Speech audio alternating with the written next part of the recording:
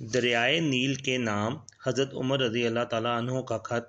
روایت ہے کہ جب مصر فتح ہوا تو مصر والے حضرت عمر رضی اللہ تعالیٰ عنہ کے پاس آئے اور کہنے لگے، ہماری قدیم عادت ہے کہ اس مہینے میں دریائے نیل کی بھیڑ چڑھاتے ہیں، اور اگر نہ چڑھائیں تو دریا میں پانی نہیں آتا۔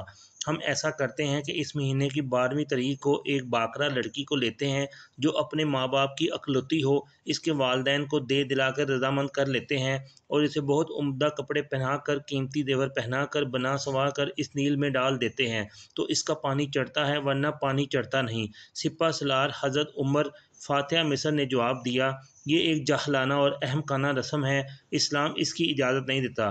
اسلام تو ایسی عادتوں کو مٹانے کے لیے آیا ہے، تم ایسا نہیں کر سکتے۔ وہ باز رہے، دریائے نیل کا پانی نہ چڑھا، مہینہ پورا نکل گیا لیکن دریا خشک پڑا ہوا تھا۔ لوگ تنگ آ کر ارادہ کرنے لگے کہ مصر کو چھوڑ دیں، یہاں کی بود و باش ترک کر دیں۔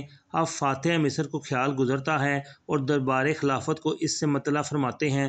اسی وقت امیر المومنین حضرت عمر رضی اللہ تعالیٰ عنہ کی طرف سے جواب ملتا ہے، آپ نے جو کیا اچھا کیا، اب میں اپنے اس خط کو ایک پرچہ دریائے نیل کے نام بھیج رہا ہوں، تم اسے لے کر دریائے نیل میں ڈال دو۔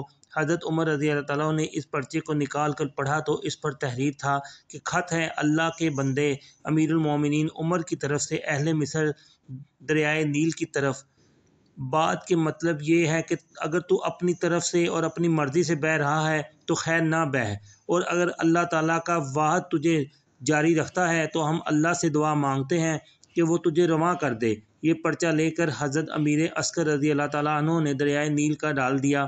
ابھی ایک رات بھی نہ گزرنے پائی تھی کہ دریائے نیل پر 16 ہاتھ گہرائی کا پانی چلنے لگا، اور اسی وقت مصر کی خشک سالی ترسالی سے بدل گئی۔ خط کے ساتھ ہی خط کا خطہ سرسبز ہو گیا، دریا پوری روانی سے بہتا رہا۔ اس کے بعد ہر سال جو جان چڑھائی جاتی تھی وہ بچ گئی، اور مصر سے اس ناپاک رسم کا ہمیشہ کے لیے خاتمہ ہو گیا۔